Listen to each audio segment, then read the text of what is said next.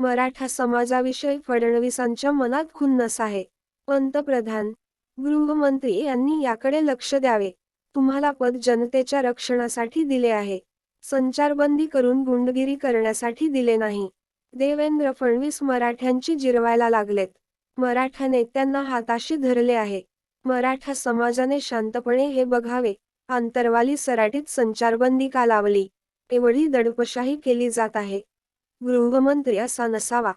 जनतेवर दडपशाही करून स्वतःची गुंडगिरी लावावी, असे मराठा आंदोलनकर्ते मनोज जरांगे पाटील यांनी म्हटले आहे. 10% आरक्षण दिले आहे ते 50%च्या आत द्या. मराठा समाज मागास आहे हे सिद्ध झाले आहे. मग ओबीसीतून आरक्षण का देत नाही?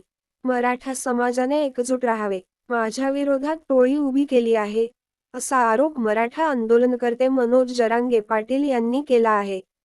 तर उलट्या बुद्धीची लोक मला अटक करा म्हणत आहे, असा टोला लगावतानाच जातीपेक्षा तुम्हाला पक्ष मोठा झाला का, अशी संतप्त भावना जरांगे पाटील यांनी व्यक्त केली आहे.